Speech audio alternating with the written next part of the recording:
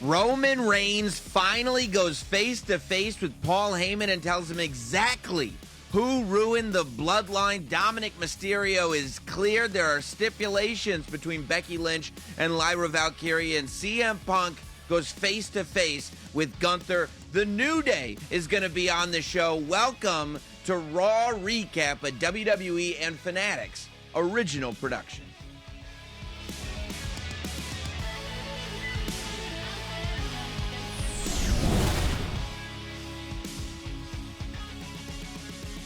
Oh, Megan. I feel like we finally got to the root, and we realized that a full-on, this isn't a tiny little cavity. You know when the dentist goes, I'm going to drill in a little bit and see what's there? The dentist drilled in, and we realized we're going to need a root canal. We're going to need to pull the tooth. I felt like ever since at least WrestleMania, but you could really argue going all the way back to the build-up to Survivor Series of last year, of the bloodline kind of reforming. You know, I mean, last calendar year when Roman Reigns' phone was not connecting to Paul Heyman's phone, when first Heyman was there and Roman wasn't there, then Roman was back but Heyman wasn't there, and then it all finally came together. But those questions were never really addressed. And that's the thing with every relationship, right? That at least that's been my experience, that you can go like, okay, if we're cool now, we can ignore those problems. But guess what? They're still there. Oh, they still exist. Oh, you bet they do. And they were brought to the surface tonight on Raw. And I love when we go, like when we really get story heavy, soap opera stuff. And I feel like it's been missing in Paul Heyman coming off of WrestleMania and this alliance with Seth Rollins and Braun Breaker and Bronson Reed, that we got the why as to why Paul Heyman was joining Seth Rollins and that crew, because he believes that they're the future. But it was never enough for me to go like, okay, Paul has joined that crew because he thinks they're the future and he always just goes with the future. I said, no. I know why he's there, but why isn't he the wise man? Why isn't he with Roman Reigns? And we got Paul's side of the story, right? We heard about how Roman left him. Yeah. How Roman allowed for Solo Sikoa to put Paul Heyman through a table. And Roman never came to help Paul. But tonight we got to hear Roman's side of the story. And we got to hear Roman say, listen, you were just a family friend. You were just kept around for business reasons. I brought you into this family. Right. There was this thing where forever Paul Heyman would say, we won the title. Paul Heyman would talk, but this was the first time that Roman said, you didn't do this. Maybe you got me there. You helped to get me there. He acknowledged that, for lack of a better term. But in terms of a 4-year-long title reign, in terms of everything that I did, you didn't do that. I loved when he starts going like, did you think the bloodline was just another faction? Did you think this was just another wrestling group? God created the bloodline. Like, this is a real family. And he says, you know, when I left, it was to raise the next generation of the bloodline, because that's where it comes from. And Roman going back to his family, which, by the way, very interestingly, Roman, while maybe not blood, considers Paul Heyman, you were a friend, and that was what you were. Sami Zayn is still Uso. He is. Sami Zayn's still a member of the family. You heard Roman shout him out. You did. I love hearing Roman shout Sami out, because that was, I think, a lot of people's, myself included, favorite iteration of the bloodline when Sami was involved with it. But what stuck out to me when Roman was going through all of the different shout outs of people who are in the bloodline, the reaction for Jey Uso. It was through the roof. Through the roof. The whole crowd started yeeting. I mean, it was almost like the crowd was moving. You know what I mean? Because they were all kind of yeeting up and down with the hands and everything. It was like a wave that's not going around the arena. Yeah. Everybody was in unison. Simultaneous. But much cooler than the wave. The wave's a little lame. No, yeah. Yeeting way cooler. Way cooler. The wave is like, well, I'm bored. I don't know what to do. I mean, to yeet all in unison, you have to be so in tune with what's going on in front of you. Takes a lot of energy, too, and passion. And how about the fact that he gave Solo credit? Solo credit. As the guy, it's like, it's not just a matter of if you leave Roman, he has no space for you. Because Solo left Roman. And Roman is sitting there acknowledging, going, he's part of the bloodline. He's still family. Like, this is what we do. Mm-hmm. But Paul Heyman, you're not family. And you committed a cardinal sin. And it's very interesting, too, because he didn't say, Paul, you left me for Seth Rollins. He didn't say, Paul, you left me for Braun Breaker. What's he holding in his heart? He said, you left me for what? For a best friend that you hadn't spoken to in 10 years? Go back to last week. Remember when we discussed like how Roman making contact with Jey Uso in his return and his contact with CM Punk was a tale of two cities. Mm-hmm. It was totally different. And now we see that like Roman was hurt. Yeah, and I mean, I think back to Survivor Series as well that you brought up, last calendar year Survivor Series, when Roman and Punk had to be on the same Survivor Series War Games team. Yeah. And that moment when they were exiting from the cage. Yeah. And Roman puts his hand in front of CM Punk. Yeah. I mean, it's just his arm. Oh, 100%. Yeah, his arm, he blocks him off. Like yes. the tension that was in that shark cage. That, by the way, still hasn't been paid off in my mind. Like, no, I don't think it has either. They were in the ring in that triple threat, but that triple threat was a whole different beast. Nothing was settled in that triple threat. If anything, that triple threat gave birth to this kind of next, I don't even want to say chapter, book of what's going on with these men. Yeah, it was interesting because I really kind of thought, with Roman and Seth and their history. Right. I thought this would have more to do with Roman's anger at Paul because of Seth. And Correct. Because of this group. So the fact that he brought up CM Punk and the 10-year friendship and 10 years of not speaking to Paul Heyman, that was interesting to me. Well, it's an everything counts scenario. Yeah. It's all this stuff where it's like you don't just erase everything that's happened because of what's in front of us right now. And that's the story of the bloodline, really. If you look at Roman Reigns and sort of the incarnations of what we've gotten with Roman Reigns, it was this, 5 years ago, this Roman Reigns. And by the way, we were talking about this on the radio this week, that like 5 years ago was when Roman returned at SummerSlam. It was SummerSlam 2020. And 5-6 days after SummerSlam was the episode of SmackDown, where for the first time we saw Roman Reigns and Paul Heyman sitting on the couch together. And nothing was ever the same again. It was a moment that like was a forever moment. But I don't think anybody realized that they would spend the next 5 years. To me, and people say, whatever, changing the industry. Mm-hmm. And changing the way stories are told in the industry, changing the way people perceive not only Paul Heyman and Roman Reigns, but everyone around them, from the Usos to Sami Zayn to all of their opponents. Be it Kevin Owens, be it Cody Rhodes, be it everybody that was involved in any way, shape, or form with what the bloodline has been. And we see Roman Reigns, and we see that rise of Roman Reigns, and he kind of goes through, and that first part is very much that story of the bloodline assembling, right? Mm-hmm. And Jimmy finding his way to Roman, and Roman and Jay having their battles, but Jay finding his way to Roman, and that bloodline builds and builds and builds, and Sami Zayn joins that bloodline, and then we get to what you just described as peak bloodline. When you've got the Usos and Sami and Solo, and Paul Heyman is the wise man, and Roman Reigns, they have absolute control over everything.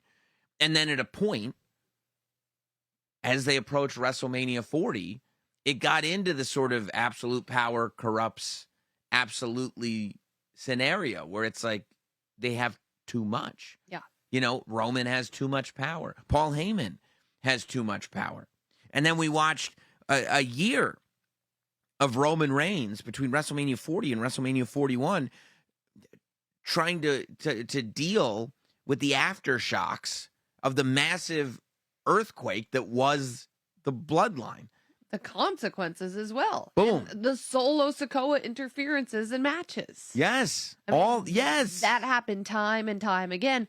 I have to give a little bit of credit to Paul Heyman, though, because all of this that happened, Paul Heyman still comes out and he's true Paul Heyman. I mean, He offers Roman a position in this new group because Seth Rollins is going to be out for a long time, according to Paul. but tell me this.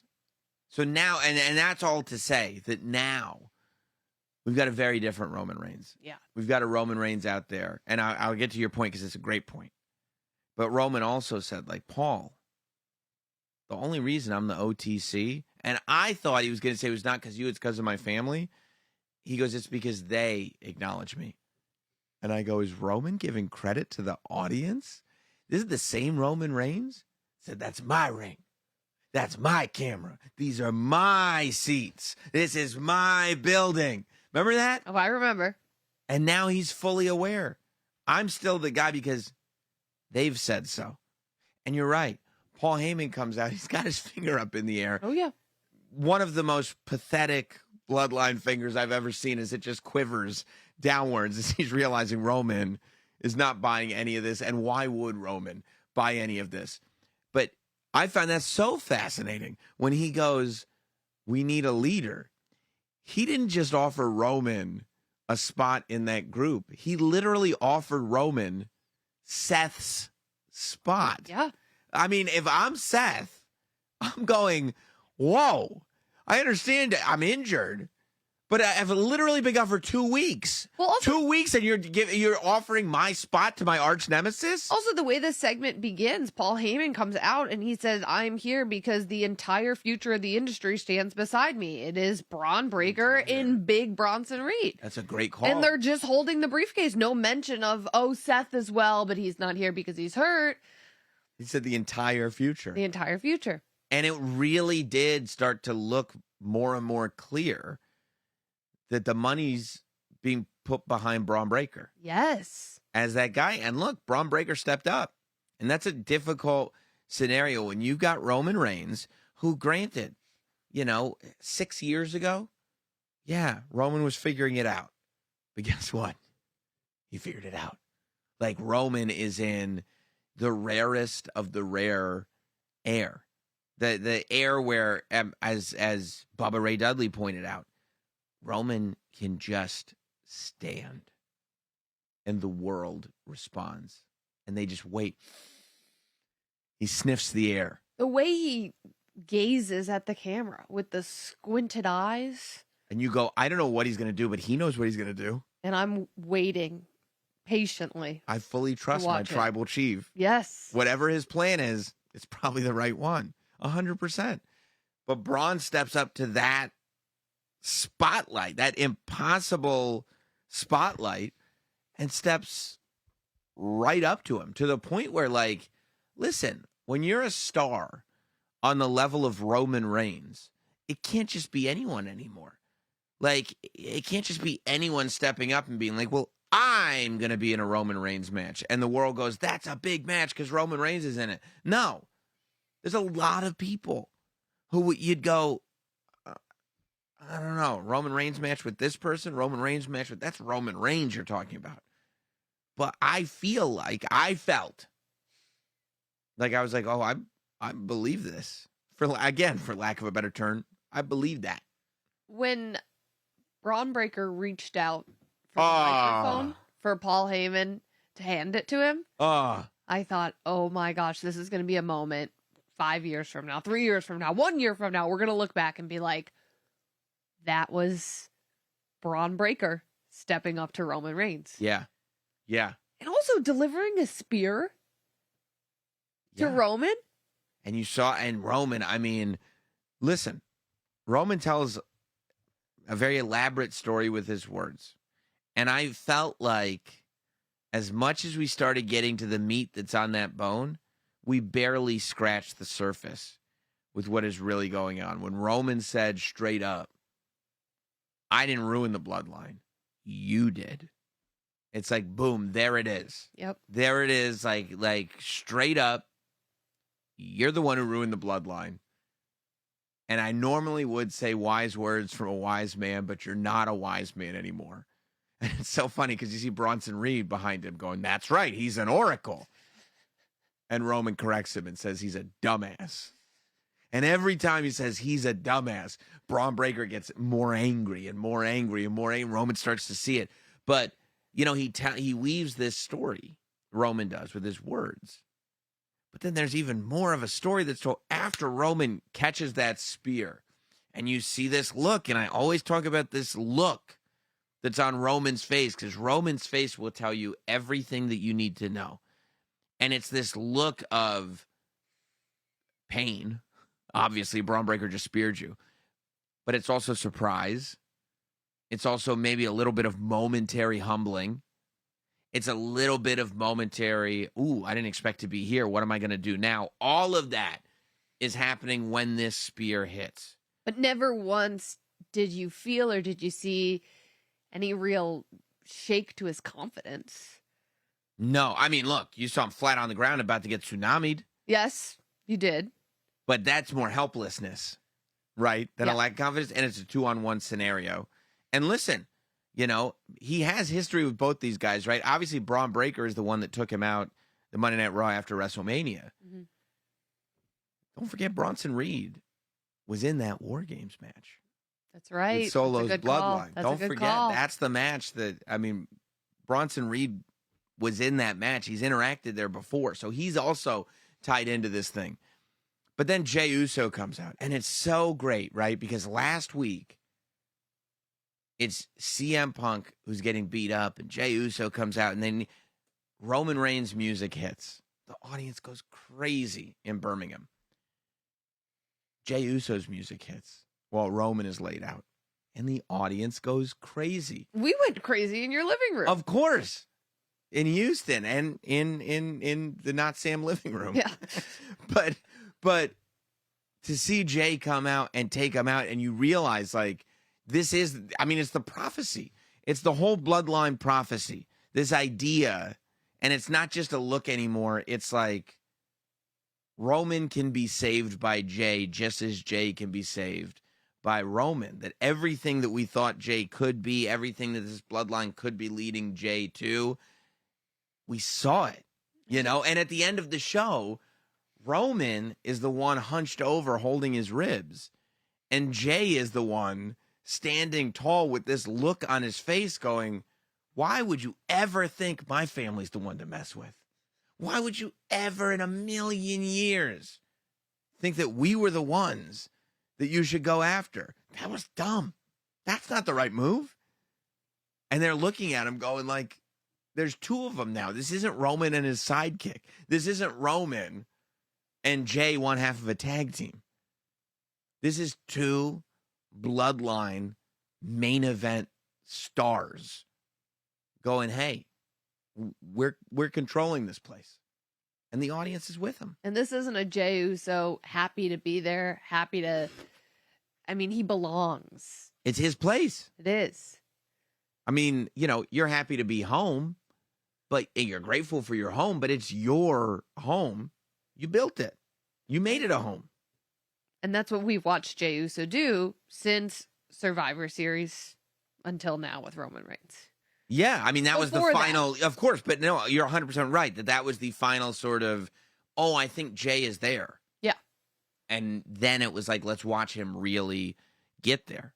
And that includes winning a world heavyweight championship. That includes being in that conversation. I've said that before. It's there are people that regardless, everybody's got to lose a title at some point. But once you win that world heavyweight championship, you're in that conversation. And now when you look at Jey Uso and Roman Reigns, you're looking at two world champions that are staring him down. Now, Roman did briefly bring up the title, losing the title. That title, I think, is still on the mind of Roman Reigns. But I think in the meantime, it's more dealing with what is directly in front of him. But I think we got a new Roman Reigns, an interesting Roman Reigns, and a Roman Reigns that's there not even to take back the way he took before. Because really with the bloodline, what they took, they still have. Are they a group? Are they the most powerful thing? Do they control every show? No. But which member of the bloodline is not a star of the WWE? Can't think of one. You know? I mean, Sami Zayn got hit with a lead pipe, but he's still doing well. Doing great. Yeah. I mean, every member of the bloodline is doing pretty outstanding right now. Yeah. Solo's got his whole own group of MFTs, you know? Yeah. So I think that that's all important. But when you talk about that title, I think it's also a question of who is going to have the title after SummerSlam. Is it John Cena, or is it Cody Rhodes? Both of whom have history with Roman Reigns, and Cody Rhodes. Not only is he you talk about a new Roman Reigns that we saw on Raw. We saw a different Cody Rhodes. Completely different. For sure on SmackDown. And Cody Rhodes has an entire new merch collection to go right along with everything that he's doing right now. You can Is this the 10 a.m. Eastern tweet? Yeah. He got me with that one. New merch, baby. New merch. New merch. Cody Rhodes, the whole collection is available at WWE Shop. Check out the new American Nightmare Stars and Stripes collection. Authentic tees. There's a hat. There's a weightlifting belt. You can get the windbreaker. Everything you need to celebrate Cody Rhodes. The Cody Rhodes Stars and Stripes collection is live now.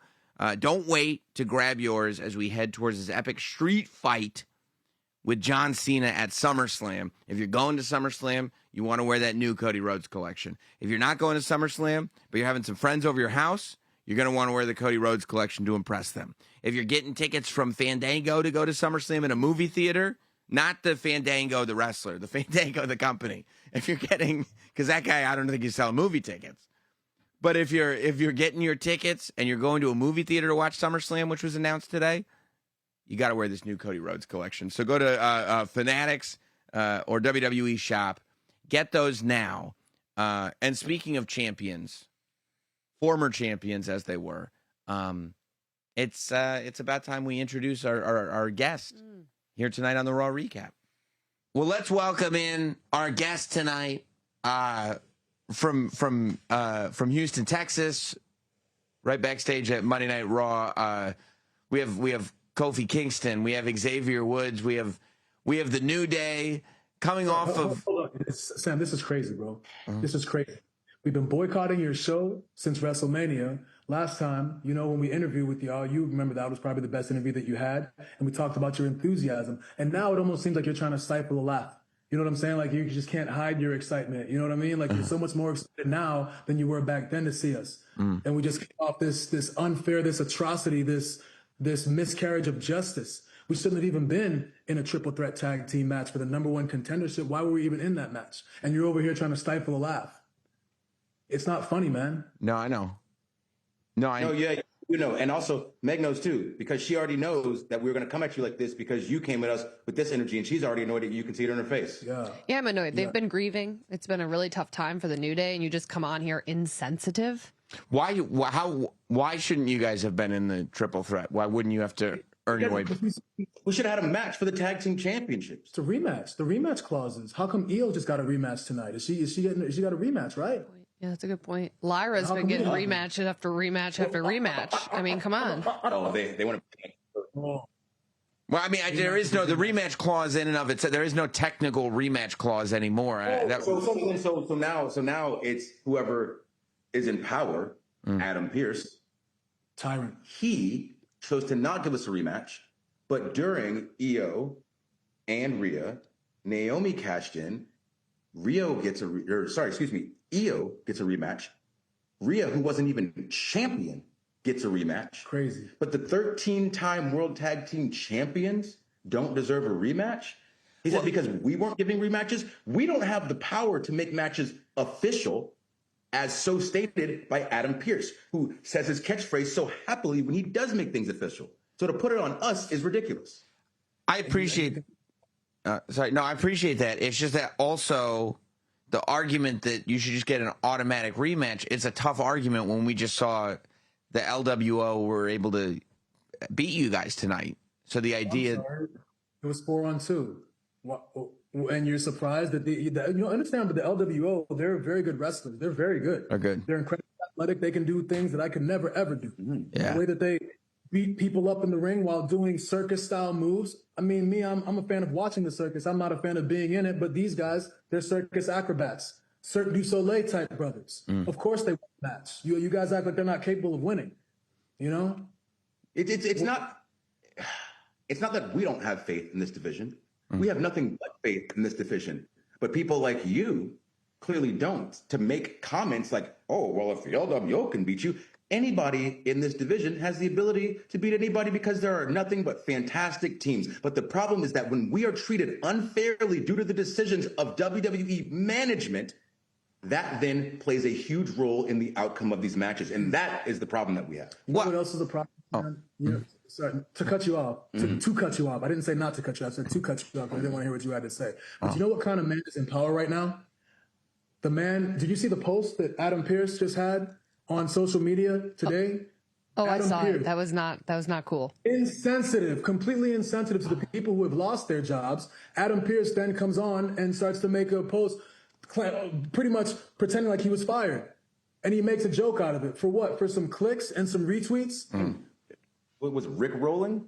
Was that 15 years ago people were doing that? That's crazy, man. And you guys That's have the kind been of man that you guys have in power. That's the kind of man that's making decisions on who gets rematches and who doesn't. Is that not a problem? It's a big problem. And you guys have been nothing but, I mean, you guys have been nothing but kind to Adam Pearce. You were even offering him solutions to his bald head with the toupees, and still the guy can't even go out of his way to give you a rematch. It's ridiculous. Gave you guys a real good segment on the show last week. Thank you. Gave you a real good segment on the show last week, Sam. Huh? Oh, I know. You don't appreciate them enough. My point was not that the LWO can beat you and the LWO. My point was that because you guys lost, the LWO beating you would make me, as a viewer, simply a viewer, think clearly the LWO deserve a title match more than you guys do because they can beat you. You're a mark. That's So as a viewer, did you not view all the shenanigans that happened in the end of that match? Grande Americano. I don't know why Dragon was out there. I don't know why Ivy was out there. This is a match between three very, very talented teams, us clearly being the best one. And when you don't have all these shenanigans, the New Day does not lose. So to say something like that they're more deserving than us. I believe this was their first win on Raw all year, or maybe even two, maybe even three. Matter of fact, I can't really remember the last time they won. That's beside the point. They shouldn't have had the opportunity. They shouldn't have been in that position. They jumped the line. You understand? They jumped us on the ladder. We were supposed to be the ones to have a rematch and be in the position to reclaim our tag team championships and save the entire tag team division and the WWE universe from the loss of the tag team division. But now they've taken all that away. And to me, that's just crazy, because what it tells me is that Adam Pearce doesn't have the people's best interests in mind. And that is the man who is the general manager of Raw. It make sense. So what's best for the people is you're saying that you guys be the tag team champions. Is that what you're doing? You need to pull it out for you, Sam? That's what we've been saying from day one, because what happens when those championships aren't on the New Day? They're never seen.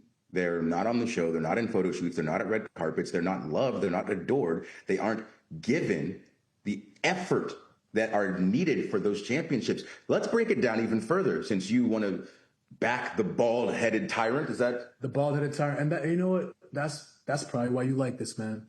Y'all are birds of a feather. Bald birds of a feather. You would flock together if you had hair. If you had hair, right? That's right. What would you call that? Birds of a feather. If you don't shine together. If they have like the hairless cats. You know, so you'd be like a turkey on Thanksgiving before he got cooked. Because you've been getting cooked on this interview this entire time. Sure. Let's ask you this, since you believe in Adam Pearce's ways so much. Do you recall another team that was previously tag team champions that has been hounding Adam Pearce for some sort of match to become number one contenders? Any teams come to mind? As the viewer, since you view the show so much. No, I watch yeah, sure. There are teams. Yeah, there are always. I'm asking you for the name of specifically. That's all we want is the name of the team.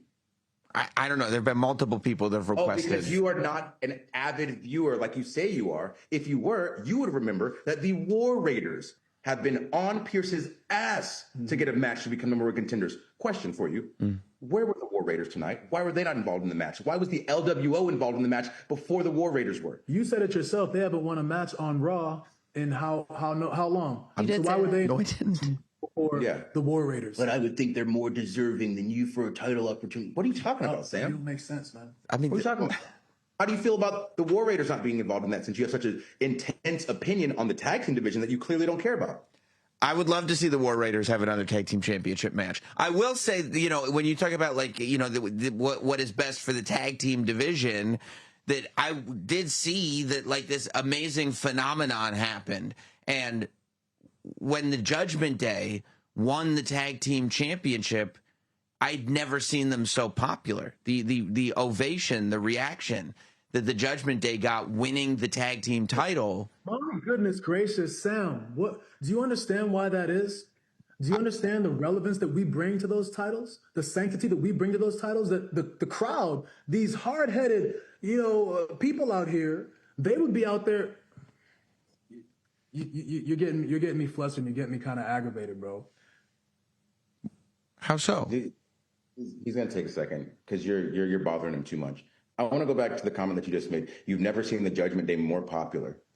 So you just haven't been clearly viewing the show for any amount of time, because they've been extremely popular at many different times in the iteration of the Judgment Day, regardless of the members. They've had people who adore them. Did you forget the fact that Rhea Ripley was a part of the Judgment Day and one of the most popular people on the roster? Damian Priest became World Heavyweight Champion while part of the Judgment Day, and the crowd lost their absolute mind. So to say something like that means that you are not the viewer that you essentially are paid to be. So maybe we need to take that salary, give it to Meg, double what she, because you have no clue what you're talking about. Those people got off their feet because we brought prestige to those. We brought prestige. You understand that, Sam? No, I meant That's how much people dislike us, that they would cheer for a team that they didn't even really care about. If you go back and watch the match, man, and turn up the audio, because when the Judgment Day first came out, when JD and Finn came out, crickets, dog. Nobody cared. They didn't care. When we came out, now everybody's on their feet. Oh, they want to make all this noise. And they want us to lose so badly that they would rather see the tag team titles around the waist of people who they don't care about than ours. That's a problem, man. That's a problem. But that is the kind of significance that we give, the kind of relevance that we give to the entire tag team division. Do you understand that, Sam? You understand that? Well, Sam, when the Judgment Day, when we won the titles, do you see everyone was on their feet? Oh my God, they cared about the titles. They didn't want us to have them. They don't know what's good for them, but they cared about them. That's because we brought that prestige to the titles, not the Judgment Day. And to piggyback off that, because it's very relevant, people were so upset about the New Day not constantly defending the tag team championship. We had, I believe, our second defense. Our first defense, 35 days in, I think. Second defense, which was very unfair for it to even happen anyway, was 80 something days in, I think. And then the Judgment Day, when they were tag team champions, their first title defense was 87 days in to their reign. And it was against us in a match that we should have beat them in, but the referee was outside of the ring. And people cheered for Judgment Day when they stole the titles from us, because they're not actual viewers with minds. They don't even remember 3 months ago, 4 months ago, 5 months ago, when the Judgment Day just hung the championships in their closets and we never saw them. They cheered for that after they discriminated against us for, quote unquote, the same thing. That's crazy, right? It's crazy when you break it down like that, because these people have such a short-term memory, but we don't forget. You know what I'm saying? We place such prestige on those titles, man. They mean so much to us. You see us mourning the titles. You understand that? We're out here. This is it's a real emotional connection and attachment that we have to these titles, to the tag team division. We take tag team wrestling very, very seriously. And, people want it to be a byproduct or an afterthought on the show. You know what I'm saying? Not us. We always wanted to make sure that we did photo shoots. We made sure that the titles were seen. We went to the Tudum event, Netflix. We brought them there. We mingled, rubbed elbows with the stars. We had the people from One Piece out there clamoring for our titles. Everybody wanted to see what the New Day was doing, what they were all about. They wanted to see the titles. They wanted to wear them, and we let them wear. We took pictures with them. We made everybody happy. We put smiles on faces like we've always done. Have you seen the Judgment Day take these titles out in public? On any social media? Have you seen one picture? One snapshot? Did they take any pictures at home? Haven't Did seen they any. go above? You haven't seen it, bro. Well, of course they've been on social media with the Doom's only once a year, so they haven't had the opportunity. But of course they've been on social media. Is that the only red carpet event that's been going on? I don't know. I mean, I saw Finn with all the titles. I didn't see the tag team champs with the titles. Well, he was still putting them on. And if you're saying they're more popular than they've ever been, you don't think they would get invited to any red carpet event? That's crazy. By the way, I meant Really good point. I meant the current incarnation of the New Day, not every incarnation that's ever existed. That was a little unfair. Judgment. You mean of the Judgment Day? Yeah, of the Judgment Day. Of the Judgment Day. Look Now, at you. Even your subconscious knows. Even your subconscious knows. That's what we call a Freudian slip. You're talking about significant tag teams, and your mind knows that when you're talking about significance, you can only say the New Day. That's why it came out of your mouth. You didn't want to, but your mind, Sam, your mind, your subconscious came out with the Freudian slip, saying the New Day was making the titles relevant and significant, Sam. Are you texting during this interview, Sam? It's crazy. no. I know it's so disrespectful, but you guys, I mean, 911 for some help. well, I hope you don't get offended by this, but you know, the LWO, they were cheating out there tonight, and it did look like you guys may have needed some help because it was unfair what they did. I noticed backstage you guys ran into Big G, Big G. Grayson Waller. What do you think of Big G?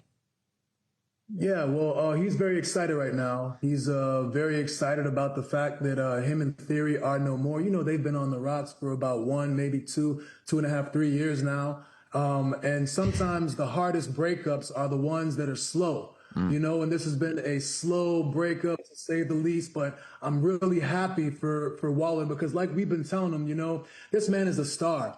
You go to Australia and you mention his name, everybody starts talking, man. Everybody starts, you know, getting giddy and just happy about hearing his voice, you know, or hearing his name. He's from Australia? Is he from Australia, right? I thought he was from England. He's from England? I thought so. The accent is England, isn't it? I could have swore he was from England.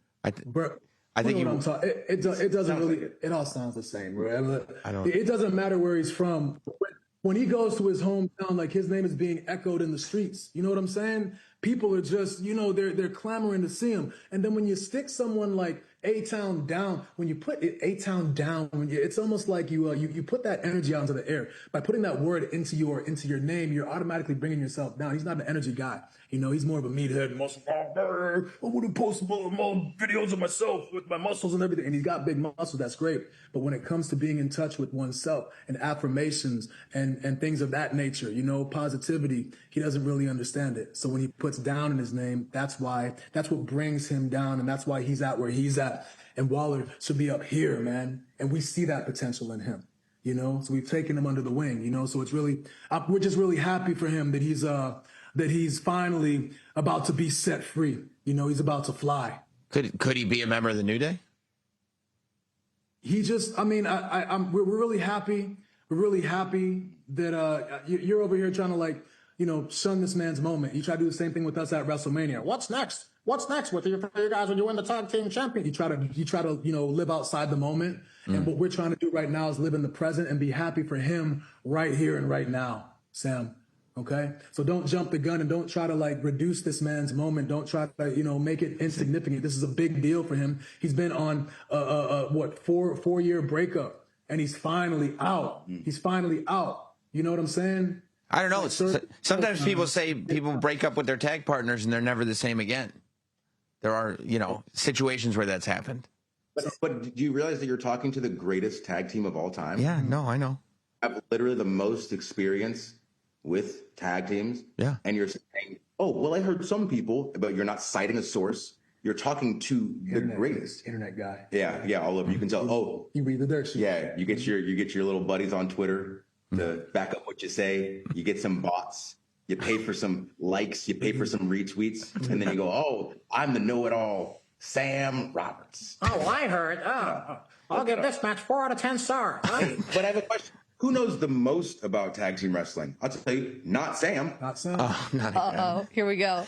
I don't like that. Get that T-shirt made yet? No, I haven't. Because you don't like money. Your pride is up here. You don't want to make a good living. You wouldn't even need to have this show if you would just print that Not Sam T-shirt. It would fly off the racks like hotcakes. And trust us, you know, because we used to slang them. No, That's another word for pancakes. That's right. You know, I know. you're not familiar with the vernacular. No, I know. I remember. Those were good times. Okay, so so we don't know. We have a mentor mentee almost thing going on with Big G, with Grayson Waller. That's what it sounds like, and I think that could be good. You guys are great mentors and everything. Do you feel at all like maybe the tag division, you are the most successful tag team that the WWE has ever had. Do you feel like the tag division might be getting one step ahead of you guys at this point in your lives? I feel like, first of all, you shouldn't talk so much on this show because I've barely heard from them. Mm-hmm. It's quite. Is this the Sam Roberts show? No. Oh, and then he's texting again. Didn't you have a show? Communicate. Okay. I have a show called the Sam Roberts Show. Is that still going on? Yeah, there's a possessive apostrophe at the end of Sam Roberts, but yeah, that's a different. Yeah. Is it so? Is the show still going on? Do you still have it? Yeah, of course. Yes. Yeah. Going on? Because I haven't seen anything about it. I feel like the viewership might have gone down. Yeah. Quite a bit. Yeah. Because it used to be hot. So they bring Meg on the show to help boost the ratings. And now here you over talk her. This is wild, bro. You have the floor, Meg. It's Oh, just now you got to give her disrespectful. permission before she can speak. This is crazy. She needs your permission to speak? Wow. No, you don't need my permission. Wow. I'm so sorry, Meg. Well, I just want to thank you guys for taking the time. Oh I mean, my it's been really difficult. You guys are grieving. You just coming off a loss. You have situations going on with Big G. There's clearly a lot on your plate as we approach SummerSlam. So it really means the world to us that you would even give myself and my co-host, who has acted inappropriately throughout this interview, the time of day. A real jerk, if you want to call it what it is. Thank you for having us, Meg. Yeah. We appreciate it. What's up with showing those legs off recently, Really Woods? appreciate you. What you've been showing off the legs, and there have been people on this show that have wondered if there's like something going on. He looks great. Okay. Remember last week? Some people cite a source. Well, Cite a source. I'm begging you. I don't want to. I'm not trying to. Big E and us had a conversation and wondered if there was maybe some kind of midlife something or other going on that you were showing off your body like this. That's all. This is disgusting. That's all. Midlife. Because the man has been working on his physique. That's all. The Remember- man is out here looking like a Greek god. He's out here showing off what he got. Wow. This ain't even what his mama gave him. His mama gave him something, he added on to it, Sam. Yeah. He added on to it. The man looks like a physical specimen. He is a shining example, a paradigm best example of what physical fitness looks like at its peak. And you're trying to shame him for this? What's going on with your legs? It looks like. Bruh, what are we talking about, man? You gotta show it off, bro. What do you mean? If you had, you don't understand because you would never have legs like him. But if you had legs like him, you wouldn't be covering them up. You let him breathe, bro. You let him breathe, Sam. Mm-hmm. What do you mean? Is there a midlife? What are you talking about? The man is 35. We talking about midlife. He gonna be 155. We talking about midlife. Stop putting limits on this man, Sam. You want me dead soon? This is crazy. You want me dead soon? No. Wow, Sam. You see your true feelings come out. You have a death Sometimes wish you for can the New slip Day? a lot of these little entendres, and you can slip a lot of these things in on a lot of other people, but not us. Because we understand what you're trying to say. We read the subtext. We read in between the lines. I understand what you're trying to say. You ain't slick, Sam. You know who's slick? Not Sam. Bam. Got him. They got you again. You fell for it again. You walked right into that one. Hey, Sam. Yeah. Sam. Oh, Sam's internet is. Sam, question for you. Has Randy Orton ever been on this show? On this specific show, we haven't had well, he's on SmackDown. This is like the Raw, so we haven't had the chance to talk to. Well, if you ever had the chance to talk to Randy Orton and interview him post. Okay, so if you had the chance to talk to Randy Orton and interview him, would you ask him, "Hey, Randy, why do you show your legs?" No, I guess I wouldn't ask Randy that question. No. Hey, and when you were talking to E about this, did you ask E, "Hey, why was your singlet cut so high that 3/4 of your butt cheeks were almost hanging out?" Did you ask him that? No, that specific question didn't come up. No. You didn't ask, but you asked me as if there's a problem with me taking my health and my fitness seriously to the point that in the business where we show our hard work with our bodies, now it's a problem because I'm doing it. Now it's an issue because Woods is doing it, because he's taking the time to care for himself. Now it's a problem because you think it's a nerve that you can touch. You should be ashamed of yourself. Son. You're body shaming. I didn't. I just asked a question. It was just On a a question. serious, you should be ashamed of yourself. This is a platform that a lot of people watch, especially when we come on here. And you could be the guiding light. You could give them positive messages for them to go and better their lives. Now, what if somebody is thinking about wearing some short shorts because they've been working hard, and now they think that someone like you is going to come out and shame them for it? Now they're going to put some pants on. Oh, I don't want to show my legs because I'm self-conscious because Bald Sam came out and told me that people are going to laugh at my legs. What are you talking about, man? You got to be better, dude. Yeah. You got to be better. That's a lot of BS. Yeah. Bald Sam. Bald Sam. Bald Sam, as bald as the day is long. Would you like to wrap? I mean, we thank you guys for your time. Appreciate it. It's been great. You can't wait to check your phone to see what kind of text messages you got. We'll get right back to it in a moment because I got to tell you about this superpower. We're kind of obsessed with it over here. You ever go to a doctor's appointment, a physical, whatever it is, and you go in there and the doctor tells you like nothing? They tell you you're fine. They tell you drink more water, get more exercise, like the basics that we all know. But you leave knowing nothing new about your body or what's going on.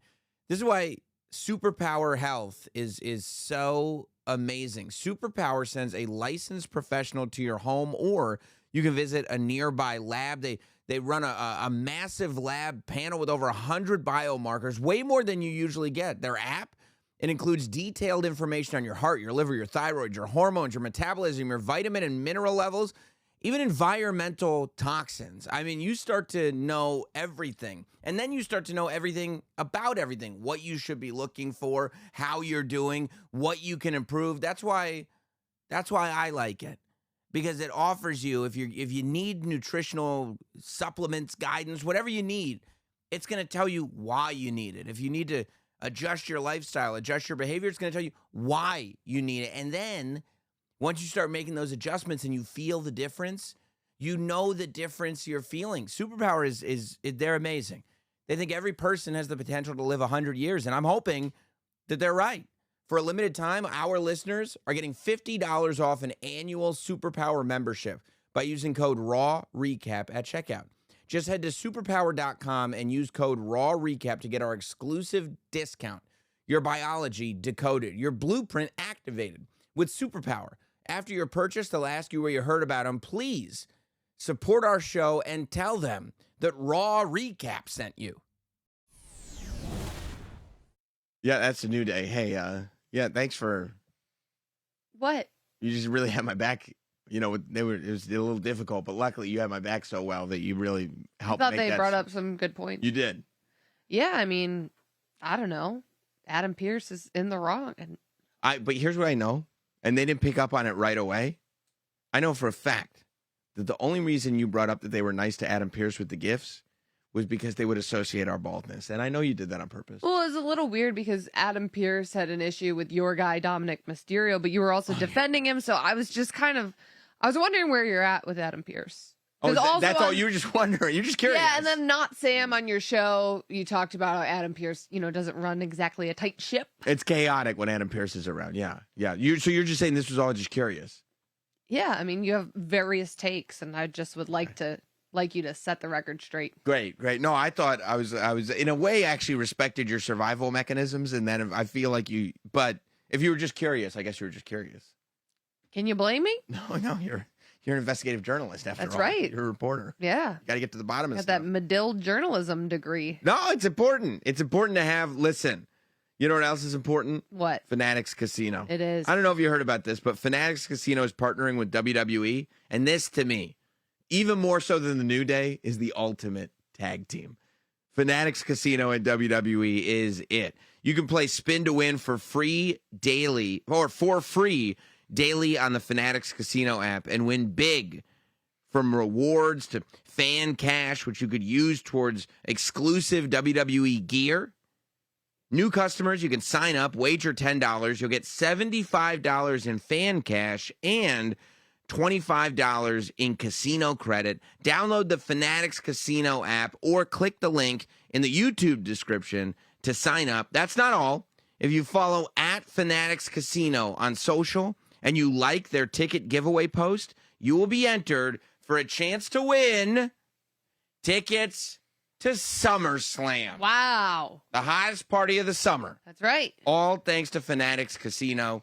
Very excited to see that partnership. Also something I'm pretty excited about before we get into what's next, because, you know, like I said, like we were talking about with Roman and even with the New Day, and I get so into the stories and what's going on and the behind the scenes and everything. Like they keep airing, every time they air a commercial for WWE Unreal. Oh, I'm pumped. You should see me with the pause button. I'm trying to get, especially, my favorite thing is when they air, because today we saw on Raw that they aired the like behind the scenes of I Show Speed being in the Royal Rumble, which was fantastic. And I can't wait to like hear more about that story. But I love anytime they roll out the whiteboard and there's stuff written on the whiteboard, The best. I'm pausing. I'm going letter by letter. I am reading every whiteboard that they don't blur out. Because if there's one thing that they accidentally don't blur out, I swear, they put out, I'm so excited about this Unreal show. This is true. They put out stills from the different episodes. And on our wrestling show, we looked at that still of the big whiteboard that they had. And on the whiteboard, we zoomed in and we saw all the different Raws that they had written down in the writer's room.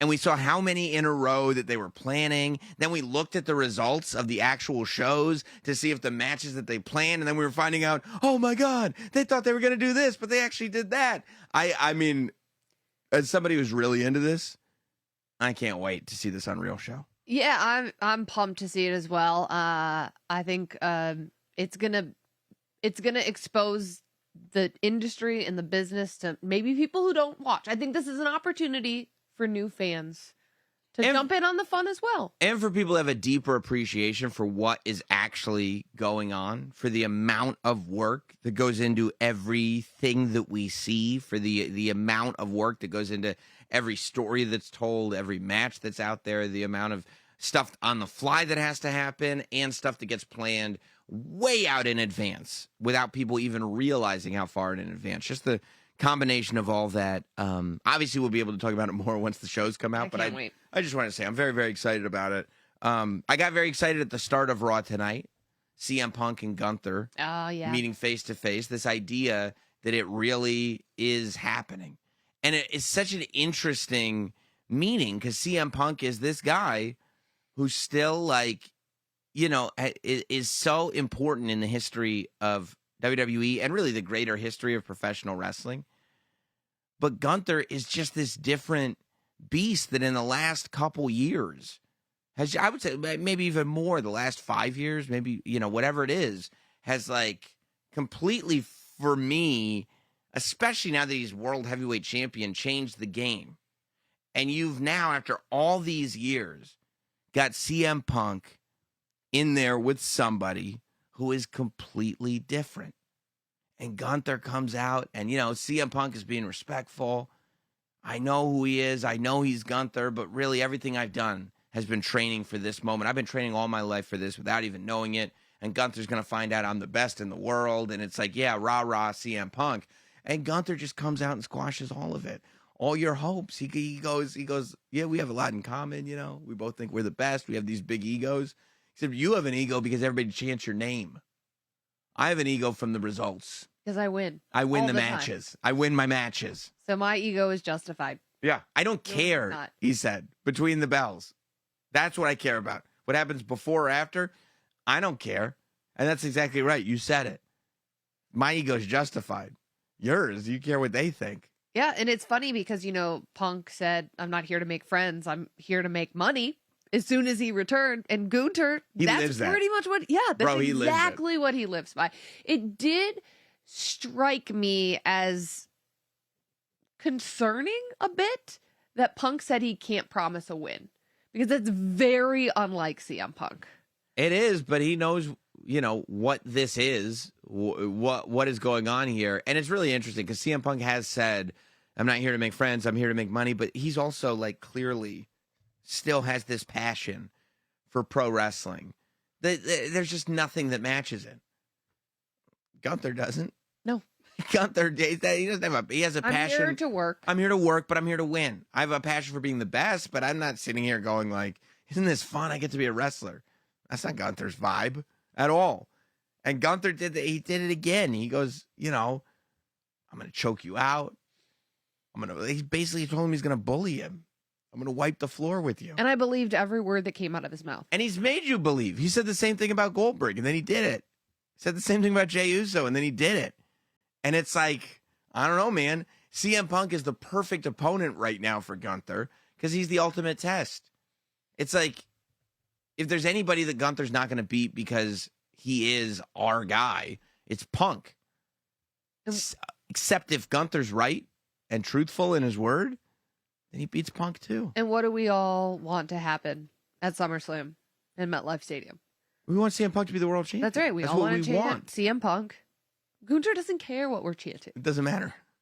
Won't bother him. Like, it's like, you know what we want at SummerSlam? And Gunther would be like, no, and I don't care. Don't even bother finishing the sentence. That's right. It means nothing to me.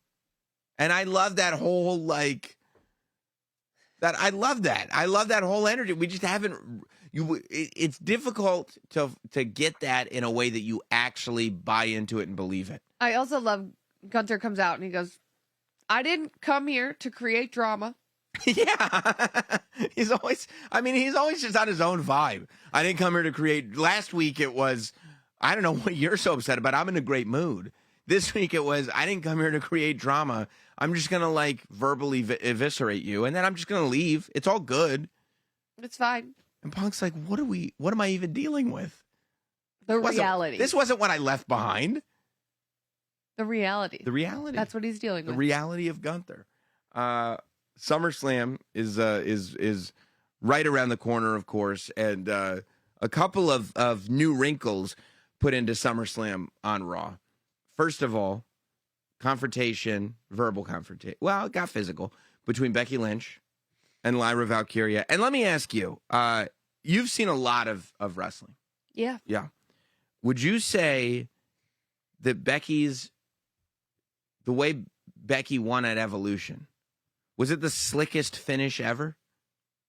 Yeah, You would say that. I would say, and not just me. A lot of people are saying that. Because Becky didn't say it was the slickest finish ever, but she did say that a lot of people have said it's the slickest. Yeah, which I have a never. lot of people are saying that. Do you go on Twitter? No, I have the app. I don't see every tweet, but I do have the app. I just never. A lot of people are saying that. Really? Yeah, about Becky's win. That it's slick? I've just never, in all my time of being a wrestling fan, I've never gone like, I've never looked at anything and like heard a lot of people going, that was like the slickest. That was very slick. Well, Becky Lynch has completely changed the game, so. Even in the vernacular? Yeah, I mean, people have to come up with new ways to describe what Becky's doing because she's operating on a different level than everybody else. And wouldn't just say like, oh, that was a sweet backslide. No, it's the slickest. The slickest backslide ever. You'll probably never see a slicker backslide like that again. That's probably right. And that's very well said, actually. Like how Tiffany Stratton has the prettiest moonsault ever. Becky Lynch has the slickest backslide ever. Why are you questioning? No, I'm not. I'm just asking if you had the same. And that's interesting that you did agree with Becky Lynch this time. I know. That's I didn't see it coming. That's very, very interesting. Also, I don't know if she thought she was going to garner sympathy by saying she would far prefer to be promoting Happy Gilmore 2. Well, I mean, it's the movie's coming out on July 25th. So You memorized the date. You don't even have it written down in front of you. it's July 25th, Oh, okay. obviously. All right. Okay. I can't wait. I'm looking forward to it. I'm not denying that. I've been looking forward to it for a long time. I just didn't have it memorized. She has big things on the horizon, couple days away. Right. And what did Becky have to do as the leader she is? She had to go to Houston, Texas. Not ideal. I don't when know. you have a movie coming out in a couple days, Oh, okay. but that's what Becky had to do. Okay. Well, she challenged Lyra to abide by the stip that Becky abided by in their last match, which was Becky said, if I lose, I'll never challenge for the title again. Mm-hmm. Now she's saying, Lyra, if you lose, you can never challenge for the title again. Which, honestly, it's about time, Lyra. Right? Like, we just talked to the New Day, and it was like, how many they deserve another rematch. How many times? Well, you said you kind of made it seem like you thought New Day did deserve another They rematch. did, but Lyra keeps getting them. You're saying like you deserve like maybe one. That's right. I see. She I already see. had a chance. Okay. And what happened? Mhm. She got tricked by the slickest It was pretty slick. move ever. Yeah, it was very, very slick. But then Lyra goes like, okay, and this is great negotiating. You don't give unless you're getting a little something. Mhm. And Lyra says no DQ, no count out, must be a winner. Do you think that, I mean, listen, Lyra's a lot more aggressive than she would. This has been 3 months that she in more or less, right? April, May. I mean, June. aggressive is one way to say it. Bratty is another way. You think Lyra Entitled. But she's not entitled. She's just wrestling for a championship. I mean, she's coming off pretty bratty. Are you right? saying that, or are you saying people are saying that? I've seen a lot of that going on. A on lot of Twitter people are as saying, well. Yeah. "Wow, I gotta get this. Maybe I gotta refresh my app or something." I didn't buy the check, Mark, so maybe. Well, I mean, that's- Becky's done so much for Lyra, and then now Lyra's still coming in and continuously making demands week after week. And then you think that's untoward? Pretty mind-boggling to me. Okay, you're like befuddled, Yeah, it's like every week Lyra has a new demand. and you're like jaw on the And ground. like obviously Becky can make demands. She's just days away from the premiere of Happy Gilmore 2. And she's changed the entire industry. She can make whatever demands she wants. Was Becky wearing red and yellow today? She was. It looks good on her. Yeah, interesting. Really good on her. Interesting. Great color for her. No, yeah, interesting. But I mean, Lyra is getting aggressive enough and has found this new edge, I find, that even ended up with Becky Lynch getting laid out at the end of that segment. Mhm. Lyra doesn't fall for the old tricks anymore. Fool me twice. Well, you can't fool me again, is what Lyra's whole philosophy is. Do you think that the no DQ, no countout stip may be a little bit more in favor of Lyra Valkyria? No. You don't. That's a shock. No. You don't think so? No, I think Becky's going to handle business in the slickest way possible. Right. And she's going to put Lyra away once and for all. Think it'd be embarrassing for Lyra? Totally. You do. Okay. Yeah. It's also, not a lot of people are talking enough about how Lyra has been mistreating Bailey. It was like, oh, when Becky took Bailey out of WrestleMania, it was like, oh, Becky's the worst. But Right. Lyra can just walk all over Bailey. What do you mean walk? She literally teamed with her tonight. She didn't seem too happy about it, though. She's confused. Bailey's like said terrible. Bailey like, was so pumped about it. Bailey said, "I'm not your friend," and then all of a sudden just walks up to her and is like, "Let's do a tag team." Yeah, I mean, It was very confusing. No? I was a little taken aback by Okay. it myself. Okay. I was. Also for SummerSlam, I mean, these are two legends that Lyra gets to be in the ring with. you're saying it's a privilege. I am. Okay. Don't you Speaking, think? I love a Becky Lynch match, and she is a legend. I think Lyra Valkyria is pretty good, but Becky Lynch is a legend. She's the man. She's great. I think that also AJ Styles has quite the privilege in front of him getting to share the ring with Dominic Mysterio. Are you talking about Val AJ? Val AJ. Yes, I am. That's exactly what I'm talking about. AJ Styles, who, like Dana Carvey, the master of disguises, was I believe, a medical practitioner, a janitor. Val AJ. Yeah, he was all over the map tonight. But how about it? That all night long, it was like AJ knows where Dominic is all the time. AJ's driving Dominic crazy. AJ's doing this. AJ's doing that. Dominic's trying to avoid getting cleared. Dominic's trying to avoid going to medical. And guess what? Who ends up on their back and who ends up standing tall at the end of the night? AJ Styles on his back, and Dominic Mysterio says, "See you at SummerSlam." That's Dirty Dom, baby. That's Dirty It's Dom. about time he defends that Intercontinental title. We've been waiting. He's had an injury. What can you do? Oh my God. What can you do? Well, look, I'm excited. Listen, I wish that AJ Styles was in a different match, only because I'd love to see him get a victory at SummerSlam. You know what I mean? But it is what it is. I can't wait for it. Slick would be a good word to describe Dominic as well. Dominic is a slick guy. I bet Becky Lynch and Dominic Mysterio would probably have a lot to discuss, just in terms of strategy. I think so. You know what I mean? Yeah. They're both real winners. Yeah, I hate that I'm agreeing with you about Dominic Mysterio, but it's tough to argue right now. Yeah. Yeah. Although Becky does defend the Intercontinental title, and Dominic, well, he's going. Becky's to, not injured. She doesn't have an injured rib. Well, Dominic doesn't anymore, but he was only cleared today. He finally got cleared today. By the way, miraculously.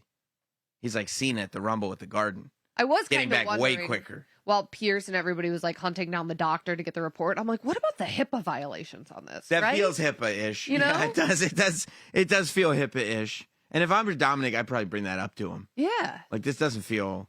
You can't just... That's your private information. That's right. That's right. That's right. Maybe we'll get to him and kind of explain that to him. I hope that we do. Listen, we're going to have a lot to recap. We'll be back here next week to recap the last Raw on the way to SummerSlam. Then we'll be at SummerSlam, recapping all of SummerSlam. Get it? All on your feed. Make sure you're subscribed to this podcast feed so you can hear Megan and myself recap it all. If you're watching on YouTube, make sure you're interacting with that video, hitting like and leaving a comment and doing it all. And we will see you again right here on the Raw Recap in a week or so. See you guys.